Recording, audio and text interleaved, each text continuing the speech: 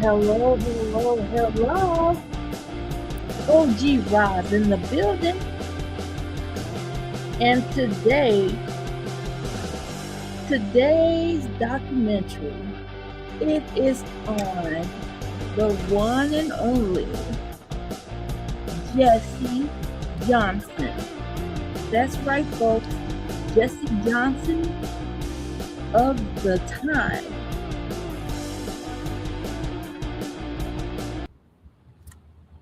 All right. So if you're new here, please like, share, and subscribe, and share the video. And don't forget to hit the bell symbol so you won't miss an upload. All right, so we're going to talk today. Oh, by the way, I tried to put up my copyright disclaimer on there. I do not own the rights to any photos. Everything described in the video is from social media and books and everything else. All right, now let's get into it. Jesse Johnson. Do you remember this album? His album? I remember his song. Who's any First of all, are there any Jesse Johnson fans here today? Put some hearts in the comments if you like you some Jesse Johnson. Yes. When I think of Jesse Johnson, I think of that song, Can You Help Me? Baby, can you help me? Yes. Yes, indeed. I remember one time my husband and I were in a heated argument. I'm going to just say it, an argument while the TV was, while I had YouTube or something playing in the background. And in the middle of the argument, we stopped and because we heard this amazing guitar. And I'm like, who is playing that guitar like that? And I looked and we both stared at the TV screen. It was Jesse Johnson. And I think he is very, very underrated. Okay. And that Prince kind of outshined him. But he had his own shine. It's just that some people were just too blind to see it. But he is a phenomenal guitar player. That piece he was playing, shoot, I started feeling like, dang, he played better than Prince. But yeah, so let's get into this. He is the guitar hero who walked away from Prince's shadow. What if I told you that one of the greatest guitar players of the Minneapolis Sound wasn't Prince? What if I told you there was a musician so talented that he stepped away from one of the hottest bands in music at the height of its success? Today, we're exploring the remarkable story of Jesse Johnson, the guitarist, songwriter, producer, and solo artist whose influence can still be heard throughout funk, R&B, and rock music. If you look at some of D'Angelo's live performances, if you look, you will see that Jesse Johnson is playing the guitar. Yes, he was playing with D'Angelo. And you have to be good to play with D'Angelo. All right. So this is the story of the man who helped create Jungle Love, Battle for Artistic Freedom, and proved he was much more than just another Prince protege. Jesse Woods Johnson was born on June 1st, 1960, in Rock Island. His childhood wasn't easy. After his parents separated, he spent much of his youth being raised by foster parents before eventually returning to live with his father as a teenager. Music became his escape. At age 15, he picked up a guitar and quickly developed a fierce style that blended funk, rock, and soul. Unlike many R&B artists of the era, Jesse wasn't afraid to play aggressively. His guitar screamed, it growled, and commanded attention. Little did he know that distinctive sound would soon change his life. And it's really amazing. That just goes to show that a lot of us go through pain and terrible circumstances. And most times when a musician goes through pain and terrible circumstances, losing my voice already, when they play their musical instrument, when they use their instrument, whether it be a guitar, the drums, their voice, all the pain comes out in that music. It comes out as art. And that's some of the most amazing music, some of the most interesting and amazing artists that have ever lived. So let's talk about his Prince connection. In 1981, Jesse moved to Minneapolis, where a musical revolution was taking shape. There he met Morris Day and eventually caught the attention of Prince.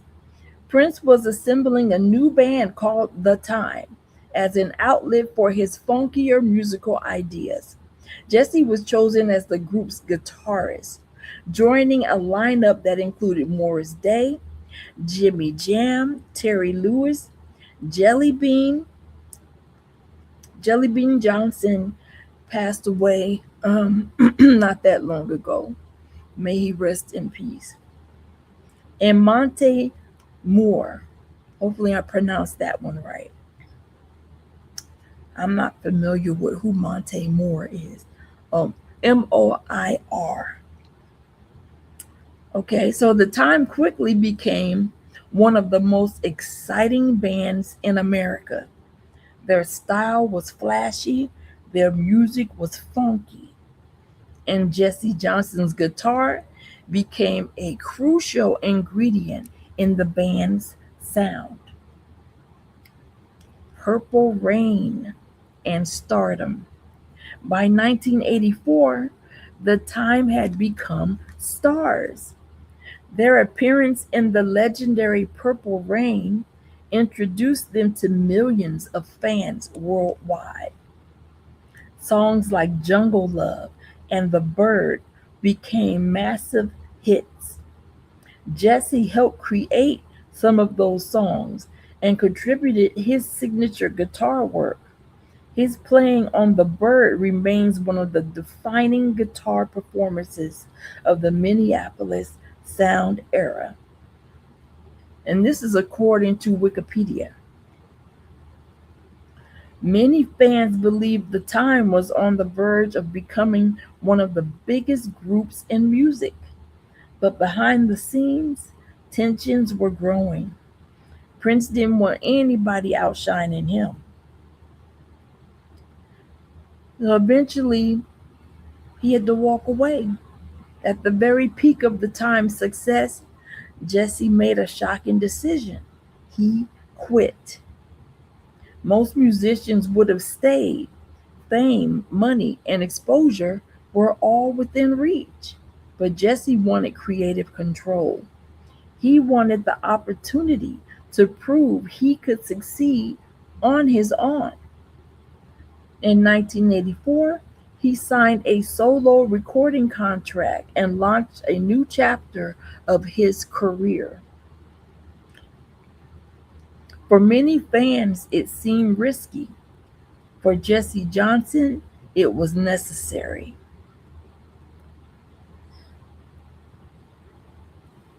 Maybe he should have wrote slave on his face because that's what it was like, you being with the time, no creative freedom. That's a deal breaker. At some point you try to be patient and hang in there because you need the opportunity, you need the exposure. But at some point, it's like, what's the point of me staying here if I'm never going to take a step towards another direction? You have to, he had to walk away. I mean, and just think about it. He was gifted and talented too. It took a lot of self confidence to be able to do that, confidence in his ability. Jesse Johnson Review. In 1985, Jesse released his debut solo album, Jesse Johnson Review. The album produced the hit Be Your Man, which became one of the biggest R&B records of the year. Do you guys remember that song? I don't want to drive your car. I don't want you to go. Mm, mm.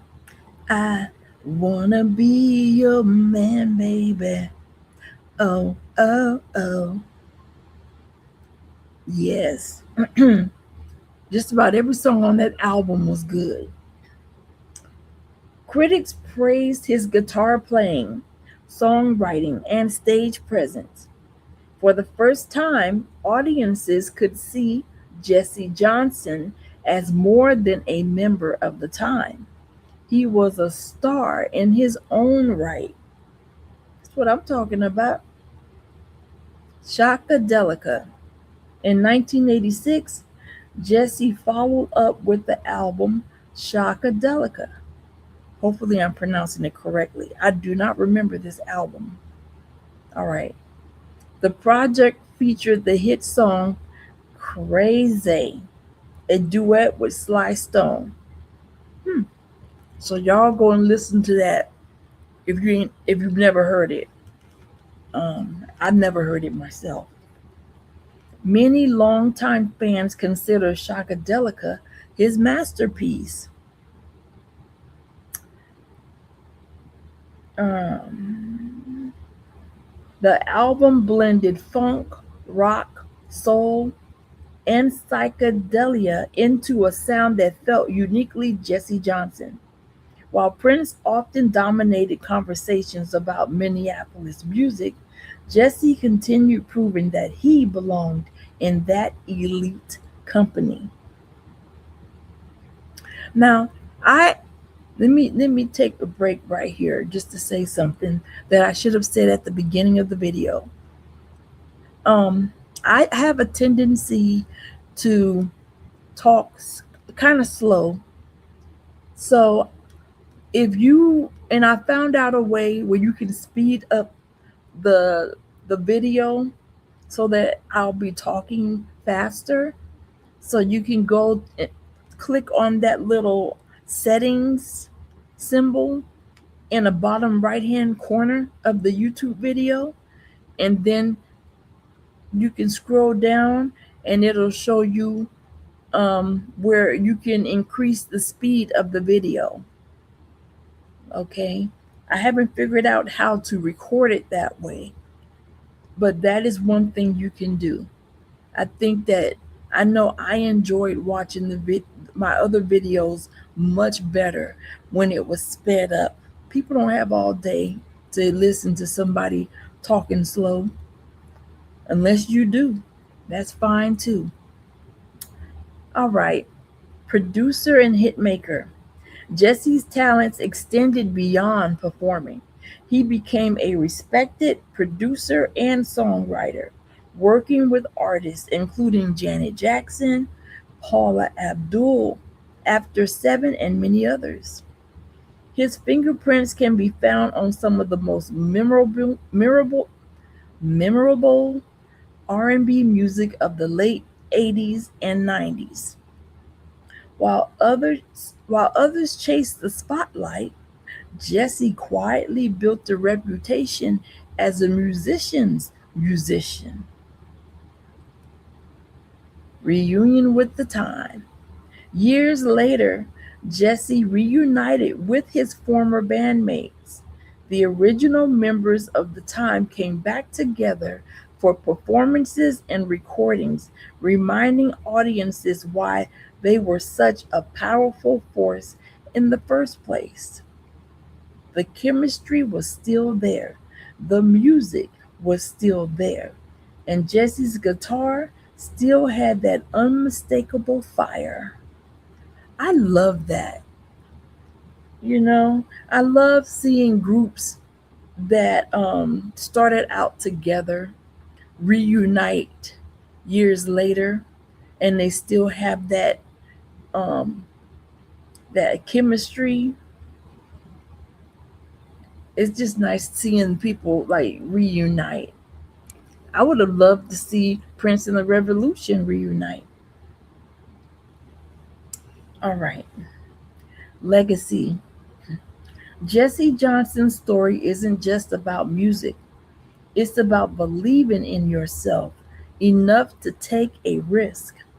When he left the Time, many people thought he was crazy. Instead, he built a successful solo career, became a respected producer, and earned recognition as one of the most underrated guitarists of his generation. His influence can still be heard in funk, R&B, and rock music today. And while history often focuses on Prince, Jesse Johnson deserves his own chapter in the story of the Minneapolis Sound.